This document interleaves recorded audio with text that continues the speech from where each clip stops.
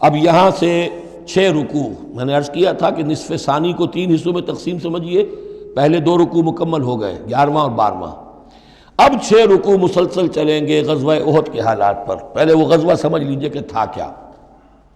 غزوہ بدر کا چونکہ تذکرہ ہوگا وہ تو سورہ انفال میں ہم پڑھیں گے، ترتیب مصحف اور ہے، زمانی ترتیب نہیں ہے، ترتیب نزولی نہیں ہے۔ غزوہ بدر میں مسلمانوں کو بہت زبردست اللہ نے فتح دی، کفار مکہ کو بڑی زک پہنچی، 70 بڑے بڑے تقریباً سارے ان کے بڑے سردار مارے گئے۔ ان کے اندر اب جو جلن تھی اور غصہ تھا، اور عرب کا یہ مزاج تھا کہ بدلہ لینا ہے، لہذا 1 سال کے اندر انہوں نے پوری تیاری کی، تمام جو بھی کر سکتے تھے ساز و سامان جمع کیا، 3000 کا لشکر لے کر۔ اور اب ابو سفیان، ابو جہل تو مارا جا چکا تھا، وہ تھا سردار جو کہ بدر میں آیا تھا فوج لے کر۔ اب ابو سفیان جو ہیں وہ چونکہ بعد میں ایمان لے آئے، ان کے نام کو تو ہم ادب کے ساتھ ہی لیں گے، اب وہ سردار تھے اس وقت، اور وہ 3000 کا لشکر لے کر آئے، اور اس دفعہ وہ اتنا اہتمام کر کے آئے تھے کہ ہماری فتح یقینی ہے۔ اپنے بچوں کو، خاص طور پہ خواتین کو بھی ساتھ لے کر آئے، تاکہ ہمارے اندر غیرت رہے کہ ہماری عورتیں بھی ساتھ ہیں، اگر کہیں میدان سے ہمارے قدم اکھڑ گئے تو ہماری عورتیں جو ہیں وہ قبضے میں چلی جائیں گی مسلمانوں کے۔ تو ہند جو تھی، اس کی بیوی، ابو سفیان کی بیوی ہند، وہ بھی ایمان لے آئی بعد میں، لیکن عتبہ کی بیٹی تھی، اس کا باپ اور بھائی عتبہ ابن ربیعہ، اور چچا اس کا اور بھائی، یہ 3 جو ہیں بدر میں قتل ہو چکے تھے، مسلمانوں کے ہاتھوں واصل جہنم ہو چکے تھے۔ تو ہند کے سینے کے اندر بھی انتقام کی آگ تھی۔ باقی تو یہ کہ کوئی گھر بچا ہی نہیں تھا مکے کا جن کا کوئی نہ کوئی آدمی مارا نہ گیا، اور 70 آدمی مارے گئے تھے۔ اب یہ جب لوگ آئے ہیں تو ادھر حضور نے مشورہ کیا صحابہ سے کہ کیا کرنا چاہیے، لشکر آ گیا 3000 کا۔ کچھ لوگوں نے کہا کہ ٹھیک ہے، کھل کر مقابلہ کریں گے، ڈٹ کر مقابلہ کریں گے، چلیں گے میدان میں۔ حضور کا اپنا رجحان ادھر تھا کہ یہ صورتحال ایسی ہے کہ ہم اگر مدینے میں محصور رہ کر مقابلہ کریں تو بہتر ہے۔ لیکن جو لوگ بدر کے بعد ایمان لائے تھے، ایک تو ان کا جوش و خروش تھا، ان کا ہمیں تو شہادت چاہیے، ہمیں آخر اس موت سے کیا ڈر ہے، شہادت ہے مطلوب و مقصود مومن، نہ مال غنیمت نہ کشور کشائی۔ تو حضور نے ان کا لحاظ کرتے ہوئے آپ نے فیصلہ کر دیا ٹھیک ہے، ہم میدان میں جائیں گے، کھل کر مقابلہ کریں گے۔ اس پر جب وہ مقابلے میں پہنچ گئے ہیں، آپ لے کر گئے تھے 1000 آدمی باہر۔ جب آمنا سامنا ہوا ہے تو وہاں عبداللہ ابن ابی یہ کہہ کر اپنے 300 آدمیوں کو لے کے واپس آ گیا۔ اتفاقاً اس کی رائے بھی یہ تھی کہ کھلے میدان میں جنگ مت کرو، بلکہ یہ کہ محصور ہو کر، جو حضور کی رائے تھی وہی اس کی بھی تھی اس وقت۔ لیکن اس وقت وہ یہ کہہ کر کہ جب ہماری بات نہیں مانی جاتی تو ہم خام خواہ کیوں اپنی جانیں جو ہے جوکھوں میں ڈالیں، وہ 300 آدمی لے گیا تو رہ گئے صرف 700۔ ان 700 میں سے بھی 2 گھرانے ایسے تھے، بنو حارثہ بنو سلمہ، ان کے قدم بھی تھوڑی دیر کے لیے ڈگمگائے، لیکن پھر ان کو اللہ تعالیٰ نے حوصلہ دیا اور وہ جم گئے، وہ 300 چلے گئے۔ اس کے بعد اللہ نے وعدہ کیا ہوا تھا مدد کا، جنگ ہوئی، مدد آئی اور اللہ نے فتح دے دی۔ لیکن وہ ایک درہ تھا مسلمانوں کی پشت پر پہاڑ میں۔ حضور کو اندیشہ تھا کہ ایسا نہ ہو کہ وہاں سے ہم پر حملہ ہو جائے تو 2 طرف سے ہم چکی کے پاٹ کے درمیان، 2 پاٹوں کے درمیان آ جائیں۔ وہاں 50 تیر انداز آپ نے مقرر کر دیے تھے کہ یہاں سے مت ہلنا، چاہے تم یہ دیکھو کہ ہم سب مارے گئے اور ہمارے گوشت جو ہے وہ کوے اور چیلیں کھا رہے ہیں، تب بھی تم نے نہیں ہلنا یہاں سے۔ لیکن جب مسلمانوں کو فتح ہو گئی وہاں اختلاف ہو گیا کہ حضور نے جو فرمایا تھا وہ شکست کے سلسلے میں تھا، اب تو فتح ہو گئی ہے، چلو اب چل کے مال غنیمت جمع کرنے میں باقی تم لوگوں کا ساتھ دو۔ جو وہاں کے لوکل کمانڈر تھے وہ منع کرتے رہے کہ ہرگز مت ہلو، حضور کا حکم یاد رکھو۔ وہ تعویل کر چکے تھے حضرت حضور کے حکم کی۔ 35 چلے گئے، 15 رہ گئے۔ خالد ابن ولید اس وقت جو تھے، کیولری جو تھی، جو گھڑ سوار تھے ان کے جو ہے وہ کمانڈر خالد ابن ولید تھے، ایمان نہیں لائے تھے ابھی۔ ان کی عقابی نگاہ نے دیکھ لیا کہ وہ درہ خالی ہے، تو ادھر تو شکست ہو رہی ہے، وہ اپنا 100 گھوڑوں کا جتنا بھی گھوڑے تھے ان کا لے کر پورا کا پورا رسالہ، اور وہ پیچھے سے آ کر حملہ کیا اور وہ فتح شکست میں بدل گئی۔ 70 صحابہ شہید ہو گئے، حضور بھی زخمی ہو گئے، دندان مبارک شہید ہوئے، خون اتنا گیا کہ یہ بھی مشہور ہو گیا کیونکہ بے ہوشی طاری ہو گئی تھی کہ حضور کا انتقال ہو گیا ہے۔ لیکن پھر یہ ہے کہ ہمت کر کے لوگوں جمع ہوئے، حضور نے لوگوں کو پکارا، پھر آپ نے یہ فیصلہ کیا کہ پہاڑ پر چڑھ کر اور وہاں پر اس وقت بچاؤ کر لیا جائے، تو تمام مسلمان پہاڑ پر چڑھ گئے۔ اب موقع یہ تھا ان کے لیے، ابو سفیان اور دوسری طرف جو یہ ان کے ساتھی جو کیولری کے سردار تھے خالد ابن ولید، ان میں اختلاف ہو گیا۔ خالد ابن ولید کا کہنا یہ تھا کہ ان کا پیچھا کرو اور ختم کر کے ہی چلو یہاں سے، پہاڑ پر چڑھو۔ ابو سفیان نے کہا نہیں، یہ بہت خطرے کی بات ہے، وہ اونچائی پر ہے، اوپر سے پتھر پھینکیں گے اور ہمارے گھوڑوں کا بھی نقصان ہوگا، ہمارا بھی ہوگا، اب ہم نے بدر کا بدلہ لے لیا ہے، اب ہم چلتے ہیں۔ وہ وہاں سے چلے گئے۔ بہرحال یہ ہے پورا سلسلہ کہ جس کے اب واقعات اس میں آئیں گے، تو ایک سکیچ میں نے آپ کے سامنے رکھ دیا ہے۔ وَإِذْ غَدَوْتَ مِنْ أَهْلِكَ تُبَوِّئُ الْمُؤْمِنِينَ مَقَاعِدَ لِلْقِتَالِ، اور یاد کریے اے نبی صلی اللہ علیہ وسلم، جب کہ آپ صبح کو اپنے گھر سے نکلے تھے، اپنے حضرت عائشہ صدیقہ کے حجرے سے آپ برآمد ہوئے تھے، تُبَوِّئُ الْمُؤْمِنِينَ، اور آپ لوگوں کو مقاعد للقتال، آپ لوگوں کو ان کے مورچوں میں بٹھا رہے تھے، یعنی آپ جب صف بندی کر رہے تھے وہاں اور مورچے معین کر رہے تھے۔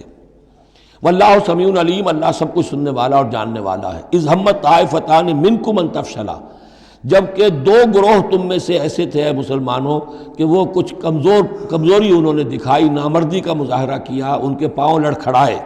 واللہ ولیہما، حالانکہ اللہ تعالیٰ ان کا پشت پناہ تھا۔ وعلی اللہ فلیتوکل المؤمنون، اور اللہ تعالیٰ پر ہی توکل کرنا چاہیے اہل ایمان کو۔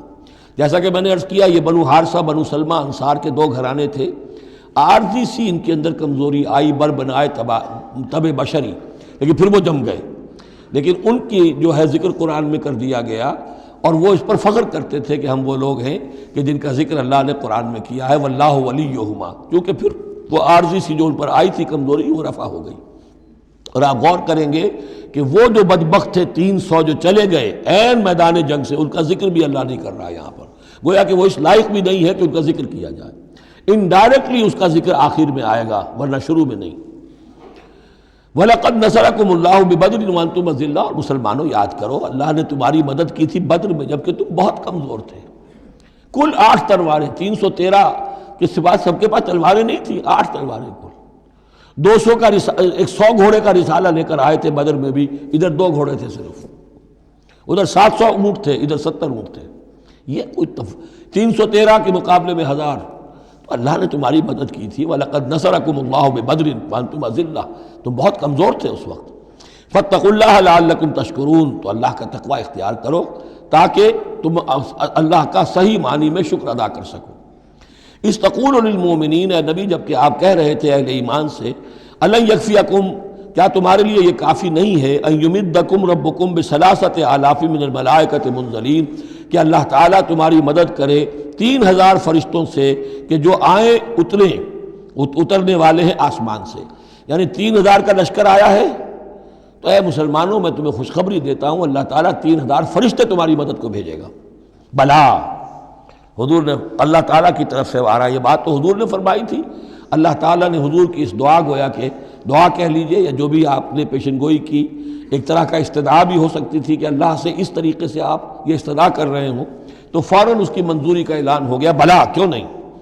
ان تصبروا وتتقوا، مسلمانوں اگر تم صبر کرو گے اور تقوی کی روش پر رہو گے، وَيَأْتُوكُم مِّن فَوْرِهِمْ هَٰذَا، اور اگر وہ فوری طور پر تم پر حملہ آور ہو جائے دشمن، يُمْدِدْكُمْ رَبُّكُمْ بِخَمْسَةِ آلَافٍ، تو اللہ تو تمہاری مدد کرے گا تمہارا پروردگار 3000 نہیں 5000 فرشتوں کے ذریعے سے، مصوبین جو نشان زدہ گھوڑوں کے اوپر آئیں گے۔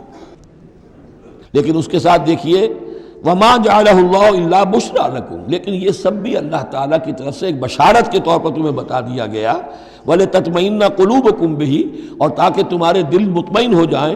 وَمَا النَّصْرُ إِلَّا مِنْ عِنْدِ اللَّهِ، مدد تو ہوتی ہی اللہ کی طرف سے ہے، فرشتوں کا بھیجنا بھی ضروری نہیں ہے، اللہ فرشتوں کو بھیجے بغیر مدد کر سکتا ہے، کن فیکون کی شان رکھتا ہے۔ لیکن تمہاری طبع بشری کے حوالے سے تمہیں یہ خبر دی گئی ہے کہ 3000 کی اگر دشمن سامنے ہے تو تمہیں 3 نہیں 5000، اگر وہ فوری طور پر آگے حملہ آور ہو گئے تو 5000 تمہیں فرشتے بھیج دیں گے۔ لِيَقْطَعَ طَرَفًا مِّنَ الَّذِينَ كَفَرُوا، یہ اللہ تعالیٰ چاہتا ہے کہ یہ کافروں کا ایک بازو کاٹ دے، او یکبتہم، یا ان کو ذلیل کر دے، فینقلبوا خائبین، تاکہ پھر وہ لوٹ جائیں بہت ہی خائب و خاسر ہو کر، ناکام ہو کر۔ اب یہ گفتگو ذہن میں رکھیے، ترتیب جو ہے وہ نہیں ہے، پہلے جو ذکر ہو رہا ہے وہ تو آپ میدان جنگ میں پہنچ چکے تھے، یہ ذکر ہو رہا ہے اس سے پہلے کا، جب خبریں پہنچی ہوں گی کہ 3000 کا لشکر آ رہا ہے، اس وقت جو گفتگو ہوئی ہے۔ اب اس جنگ کے دوران جو بھی کچھ مسلمانوں سے خطائیں ہوئیں، غلطیاں ہوئیں، ان کی طرف بھی اشارہ ہے۔ اس میں بعض ایک معاملہ ایسا بھی ہوا جو حضور سے بھی خطا کا ایک معاملہ ہوا، اس کے اوپر بھی گرفت ہے، بلکہ سب سے پہلے حضور والے معاملے کو لیا جا رہا ہے۔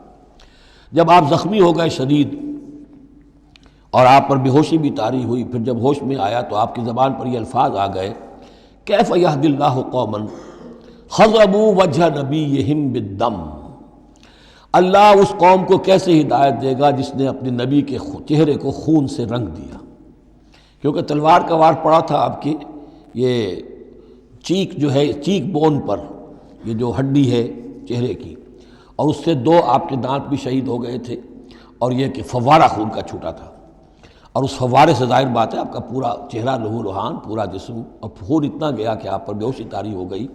کیف یہدی اللہ قوما، اللہ کیسے ہدایت دے گا اس قوم کو، خضبوا جنہوں نے رنگ دیا، وجہ نبیہم اپنے نبی کے چہرے کو بالدم خون سے، اس پر گرفت ہو رہی ہے۔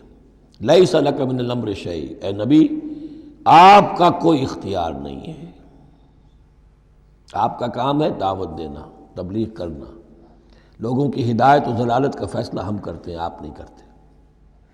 اور دیکھیے اللہ نے کیا شان دکھائی، جس شخص کی وجہ سے یہ سب کچھ ہوا ہے، خالد ابن ولید، حضور ہی کے زبان مبارک سے اسے خطاب دلوایا، خالد سیف من سیوف اللہ، خالد اللہ کی تلواروں میں سے تلوار ہے۔ حالانکہ یہ ساری زخ جو پہنچی ہے وہ حضرت خالد ابن ولید اس وقت تک جو وہ کفر کے سرداروں میں سے تھے اور وہ آئے تھے۔ لیس لک من الامر شیء، اے نبی یہ اختیار آپ کا نہیں ہے، اور یتوب علیہم اور یعذبہم، اللہ کے اختیار میں وہ چاہے گا تو ان کی توبہ کی توفیق دے دے گا، وہ ایمان لے آئیں گے، یا اللہ چاہے گا انہیں عذاب دے گا، فإنہم ظالمون، اس لیے کہ ظالم تو ہیں، انہوں نے گناہ تو کیا ہے، غلط کام کر رہے ہیں، سزا کے وہ حقدار ہو چکے ہیں، لیکن ہو سکتا ہے اللہ انہیں ہدایت دے دے۔ اب دیکھیے یہ وقت کی بات ہوتی ہے، چند سال پہلے طائف میں وہ دعا جو ہے آپ سے کہا گیا، فرشتہ آیا کہ اے نبی جنہوں نے آپ پر پتھراؤ کیا ہے اور آپ کی توہین و تذلیل کی ہے، یہ ملک الجبال جو ہے کہتا ہے کہ میں حاضر ہوں، مجھے اللہ نے بھیجا ہے، آپ فرمائیں تو ان دونوں پہاڑوں کو ٹکرا دوں جن کے مابین یہ وادی کے اندر یہ شہر طائف آباد ہے، تاکہ یہ سب پس جائیں، سرما ہو جائیں۔ آپ نے فرمایا نہیں، کیا عجب کہ اللہ تعالیٰ ان کی آئندہ نسلوں کو ہدایت دے دے۔ لیکن اب یہ مرحلہ کچھ ایسا تھا کہ زبان مبارک سے وہ جملہ نکل گیا۔ یہ بھی ہو سکتا ہے کچھ چونکہ بے ہوشی سے ایک دم اٹھے ہیں تو اس وقت شاید پوری طریقے سے آپ جو ہے اپنے پوری طرح اپنے حواس جو ہے ابھی بحال نہیں ہوئے تھے اور یہ الفاظ نکل گئے۔ لیکن اللہ تعالیٰ کا معاملہ یہ الرب رب وإن تنزل والعبد عبد وإن ترقى، بندہ بندہ ہی رہتا ہے چاہے کتنا ہی بلند ہو جائے، اور رب رب ہی ہے چاہے کتنا ہی نزول فرما لے۔ اب تو وہ وقت ہے نا، رات کا پچھلا پہر شروع ہو رہا ہے نا، اللہ تعالیٰ سمائے دنیا تک نازل ہوں گے، اور شب معراج میں حضور 7ویں آسمان پر چلے گئے۔ اللہ اس پہلے آسمان پر آ کر بھی رب ہے، اور حضور اس 7ویں آسمان پر پہنچ کر بھی بندے ہیں۔ الرب رب وإن تنزل والعبد عبد وإن ترقى وللہ ما فی السماوات وما فی الارض، اللہ ہی کے لیے ہے جو کچھ کہ ہے آسمانوں اور زمین میں، یغفر لمن یشاء ویعذب من یشاء، وہ جس کو چاہتا ہے بخش دیتا ہے، جس کو چاہتا ہے عذاب دیتا ہے، واللہ غفور الرحیم، اللہ غفور الرحیم ہے۔